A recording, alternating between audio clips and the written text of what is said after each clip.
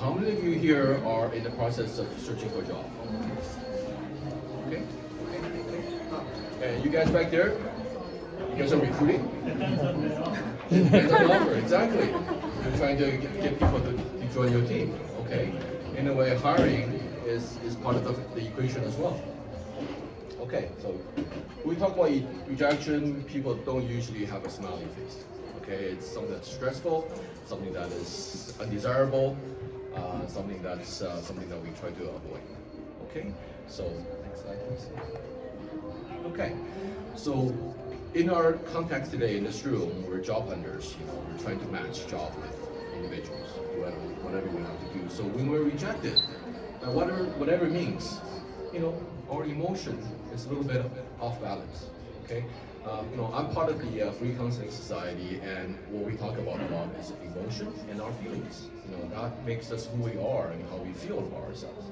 So when you're emotionally off balance, how good can you feel? Not possible. It's not possible to feel good. You feel unwanted when you're rejected. You feel you're being negatively judged. Okay, maybe you have some doubt about yourself. You say, oh, maybe I'm not good enough. Okay, you may feel frustrated, even embarrassed, especially, you tell your friends and family you're going to go for a job interview, you get a job. How embarrassing is that? And not to mention disappointment about yourself, right? You put a lot of blame on yourself. Did I do something wrong? And you feel disconnected from the rest of the world because it seems like nobody wants you. Okay? So these are all natural emotion, natural reaction. These are feelings. But at the same time, much of them are your perceptions. It's how you interpret the information that came your way. Okay, so can we go to the next slide, please? Okay, so let's take a look at these gears. I call them the mismatching gears. Okay, job searching, recruiting, asking for promotion, even asking a person on a date. It's like this. We are all individual gears. Okay, now you look at these three gears. Do you think they will work well together in a machine? One is large, small, medium. Do you think a machine with this kind of gear will work well together? I guess not. It's a lot of shaking heads. No, it will not. Impossible. But pick them apart. Let's say you're this gear, and you're this gear, and you're this gear. Individually, is there anything wrong with that gear? No. Gears themselves, they are who they are. Okay, you are who you are. But when you put them together in this configuration, it doesn't work. And that's rejection. It shouldn't work. You should be rejected. Thank goodness you're being rejected. Otherwise, you're going to get yourself caught. If you're accepted, you're going to get caught in these two giant gears. That's going to drive you crazy. It's going to crush you. You don't want that. Okay? So number one is understand rejection. It's a perception. It's an interpretation on our own part. But if you think about it, we don't do anything wrong. We are just who we are. Okay? Each one of you is an individual person, bringing your own character, your strength, and your background, and your knowledge, and your skills. And that's who you are. Individually, there is nothing wrong with you. Okay? It's just how things are done. All right. So we talked about the negative feelings about rejection. Let's take a look at some of the benefit, positive about rejection, because rejection does come with benefits. A lot of people don't think about it. Okay, every rejection is a learning opportunity. Right? Why were you rejected? Why was it, not accepted? Every rejection offers reflection that allows us to see ourselves better. Perfect example I just gave you. You're a different gear. Maybe you have small teeth, maybe you have large teeth. I don't know. You are who you are. Okay, that's self-reflection. Okay, and every rejection increases our chance of success the next time. Because every rejection is a learning opportunity. It teaches you something, whether you like it or not. Okay, you dare to step out into the world, make a stand, ask to be hired, and the person at the other side of the desk says, no thank you. That tells you something about yourself. That tells you something about this experience. Right? Whether you're right or wrong, it's not for us to judge, but you do learn something. Okay? And we use rejections as a guide for our search. Okay. Now, one before. One before? Yes. first. Okay, sorry, I hope. Next one. Okay. Yes. Okay. Now, remember what I said about feelings. We are human beings. We're made up by feelings. Okay?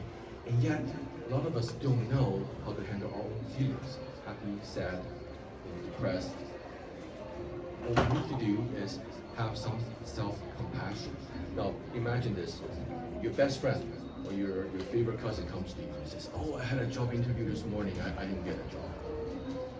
What would you say to that person? What would you say to that person?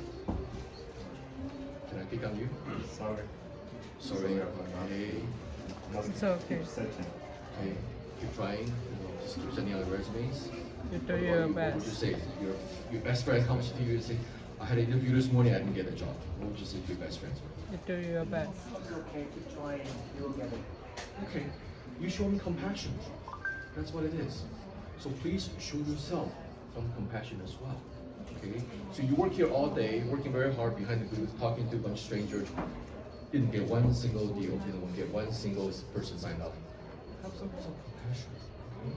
Because you learn something. Maybe this is the wrong venue. You shouldn't be here. You should be somewhere else. Right? You learn something. Okay? And ask yourself, what other areas did I do well? I have supported families, I have good friends, I have other jobs, I did really well. Okay? So this is something that you challenge yourself and to overcome your negative thinking. Okay? So we find exceptions to overcome our negative thinking. So you did something else well in the past. Okay? And quite often, maybe your first attempt, okay, you'll know better next time what to do. Right? You learn from your mistakes and you try again. Just try again. Right? Space. Okay, so now you say, well, okay, I'm afraid to try again. I've developed anxiety. I don't want to talk to people anymore. I'm afraid of rejections. Well, I can assure you, anxiety is really your tendency to overthink. Okay? There's very little evidence that you're gonna die if they reject you. There's very little evidence, your spouse, your family, your dog, your cat is gonna leave you after that rejection.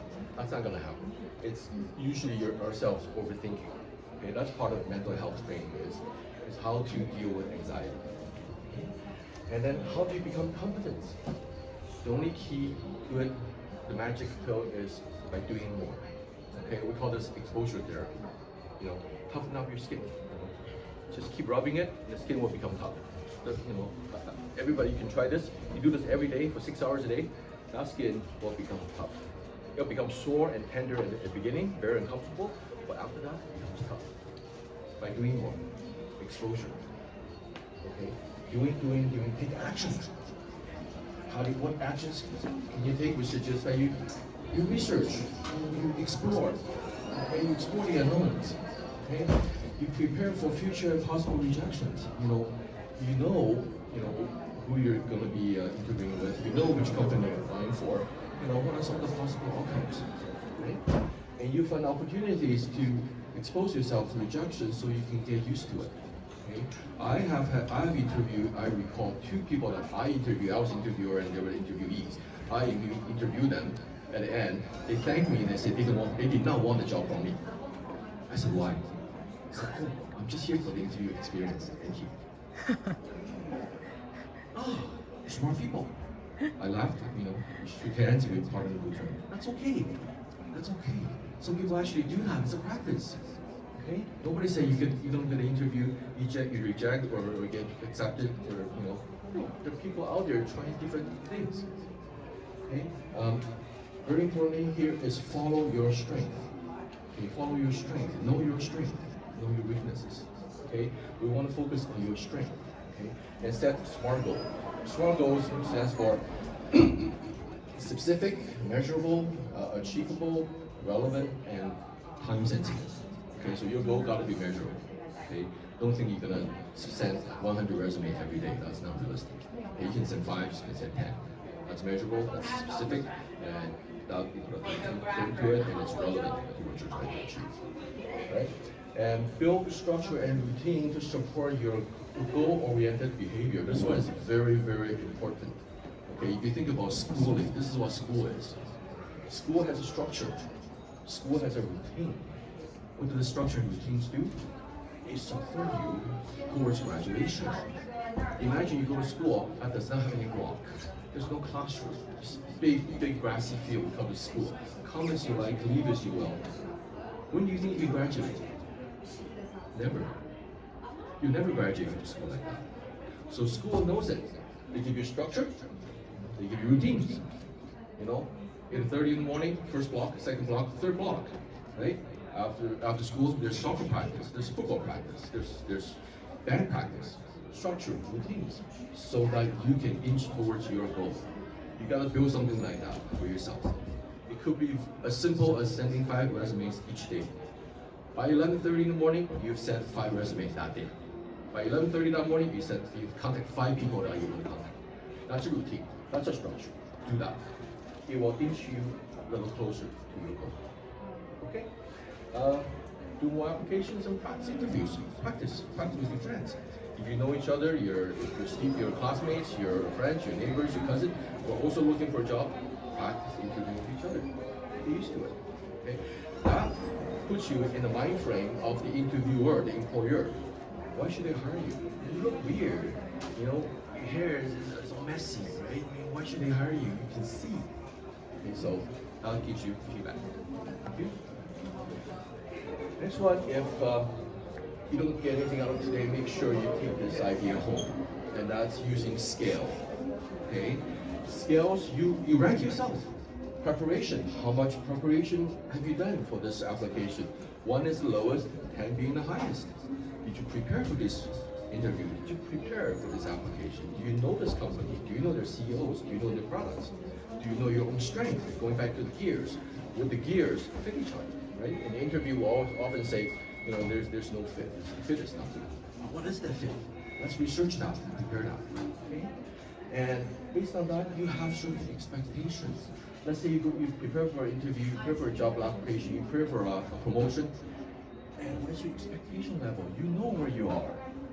Let's say you're a 4. Okay? So you're just kind of wishy-washy. I'm not sure if I'm going to get it. But then ask yourself this question. How do I take it from a 4 to a 5? What do I have to do? Go from 4 to a 5. If you're at a 5, how do I get to a 7? If you're at a 7, what steps do I have to take to get to an 8 or a 9? Okay, ask yourself that question. And feedback to your preparation. Okay? So you're always getting feedback from yourself, you're always learning, you're always consciously aware of your situation, who you are and what you're doing. There will be uncertainties. Okay? I cannot promise you a world without uncertainties. What we can do as individuals and through counseling, through your own effort, minimize it, manage it. Okay? And Olina mentioned a lot about good techniques about stress management. Okay? That will keep you calm. That will keep you grounded. When you're calm and grounded, then you can do some of the things we're talking about here. Okay? One technique I like to introduce to you is called zoom in and zoom out. Okay? Zoom in and zoom out, very simple. It's like reading a map. Okay? You know, life in many ways and career planning is like reading a map. Okay? I grew up with maps. Some of you have no idea what a map looked like. You guys are GPS. Okay? Before GPS, we had maps. I still have a map in my car. Okay? Just in case my GPS dies on me, I know where I'm going. Okay? So, zoom in is like your destination, where you want to go. Okay, let's say you want to drive from here to downtown to a particular restaurant. You gotta zoom in, find a street, look for the restaurant, maybe the parking. Okay, that's what we call zoom in. Okay, and zoom out allows you to see more of the surrounding. You look, ooh, there are more restaurants there. That's one nice restaurant, but there are other restaurants around there too. Okay, and then maybe there's a shortcut. Maybe there's another way, I can get to there. So zoom in and zoom out. It's a subconscious effort. Okay? And also, you gotta know who you are, where you are before you set out. Okay? Again, know yourself, know your strength. Who are you? Why do you want this job? Why should they hire you? Where do you want to go? Where does this job take you? It is like driving on a map. Right? So you gotta know where you are. You're gonna go from point A to point B. Okay? You're gonna drive, or maybe it's very close. You can just walk. Right? You can take a bus. $3 one way, coming back $6, but maybe you don't have $6, but it's only 10 minutes away, so you just have to walk. Okay, that's who you are. right? And you can walk instead of being a bus. Okay, that's your choice. You know who you are, and you know where you want to go, based on where you are now. Okay. So we talked about zoom in and zoom out. So can we have the next slide, please? Okay. Goal setting and direction setting. Okay. Again, life planning, goes with your stages. Okay. They send old guys like me out to talk about depressive topic. That's why. So you guys are happy young people. You're at different stage in life, and you plan your goals based on your stage in life. Okay. Flexibility is good. Life is going to change, guaranteed. So have some flexibility. Keep your mind open. Keep your options open, and update your knowledge as you plan alone. This is an information explosive, AI everywhere society that we live in. Things could change. The job you're looking for today, you're so excited about today, 6 months later, that job is gone. It's taken over by AI. Wow. What do? Keep yourself updated. You gotta know. Okay? Stay connected with your colleagues, friends, families. They are your support system. Not only do they exchange information with you, they're there to support you emotionally so that you don't feel alone. Feeling alone is one of the deadliest feeling that a person can have. A lot of people commit suicide, and we deal with our suicidal ideations in our counseling work. Loneliness is the number one killer. Okay, you don't ever want to feel alone.